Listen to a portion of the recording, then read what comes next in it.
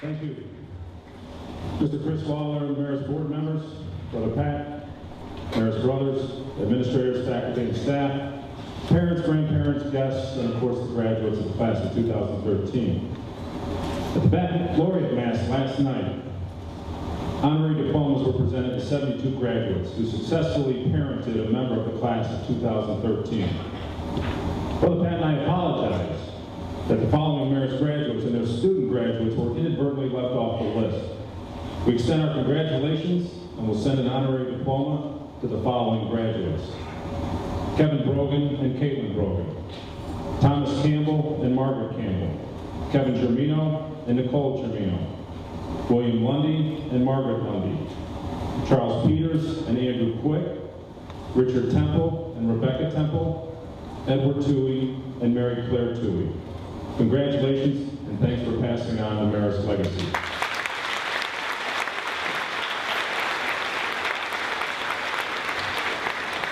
I know we have a number of Mayor's graduates here in the audience, and a number that date back to the 60s and 70s. As a student at Marist High School, I had many teachers here that influenced me.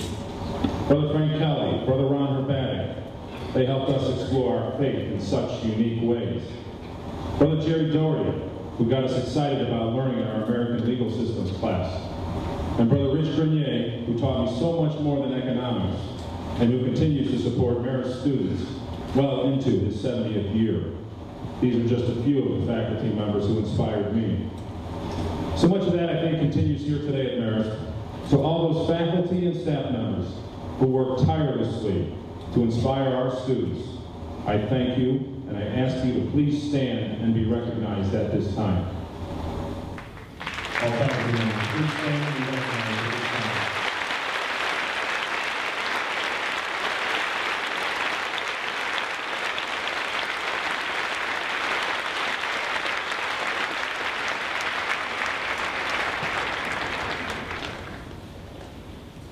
I went to grammar school in Atlanta, Georgia, and Columbus, Ohio, and living away from Chicago during those years, I always enjoyed my family vacations back here to Chicago to visit my grandmothers. They both lived in condominiums at 103rd and Pulaski. One grandmother always made breakfast for me, bacon and eggs, I remember, every morning when I would get up. And she had on top of her refrigerator a radio. And the radio was always on. It was always on talk radio.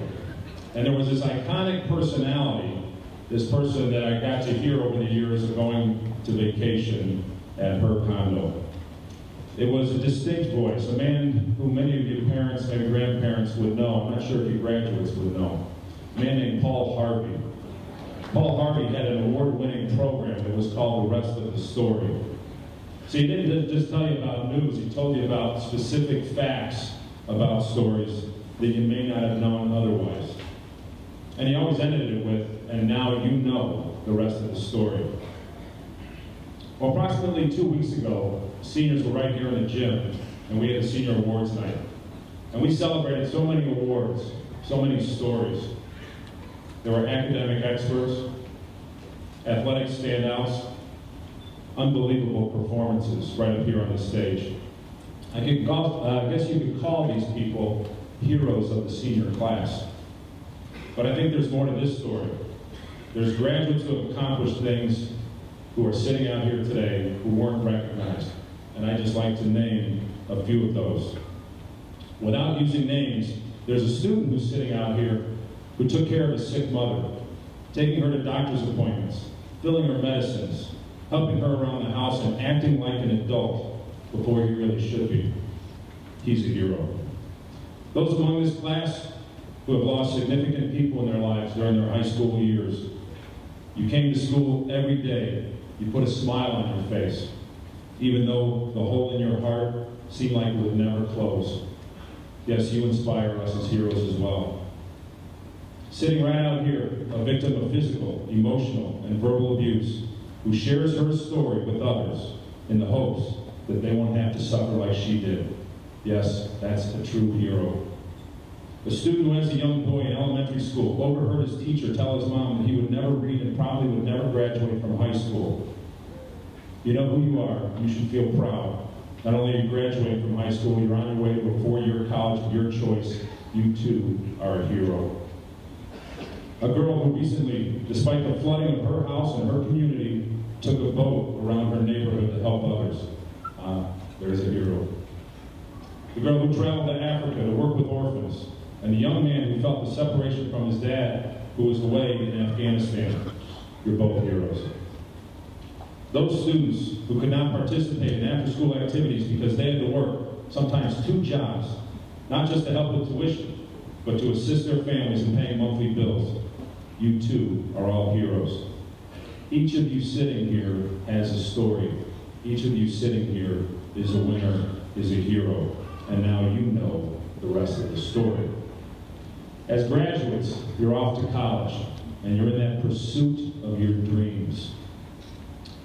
I gotta tell you, last Friday driving downtown to your senior prom, I was with my wife in the car. It was about a 45-minute ride. And as we headed down, we started to talk about kind of the event that was on the news at that time, the $650 million Powerball. Now I have to tell you, I don't really play the lottery, but I knew that I'd be probably buying a few tickets that Saturday morning just in case. I think like most couples, we started to discuss what we would do if we won. And I thought there was a good chance that we would win. I mean, the odds were only 35 million to 1. By the time we reached the Palmer house, we had spent all the money. We were paying off debt. We were going to give money to family, money to friends. There was a long discussion about who was a friend, how close the friend was. Of course, money to Marist, philanthropy, summer homes, the home in the Swiss Alps, we decided. But on a serious note, as we got close to the Palmer house, I remember turning to my wife and saying, seriously, winning the lottery won't make us happy. Some of you may argue that point with me, but I really believe that. And I heard a recent speaker talk about happiness. The person has a title at a company. We hear the CEOs and CFOs. This person was a CHO, Chief Happiness Operator. She talked about research that showed that 1 year after winning the lottery, those people were usually less happy.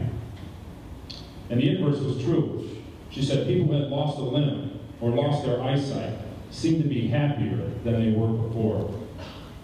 The key to happiness, you see, is not money, but it was having a higher purpose or finding meaning in life.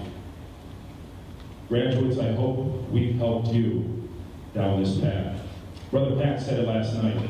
It's a class of servers. You are a class of servers. Find your passion. Be a part of something. Serve others. Everything else will fall into place. That's what happiness is.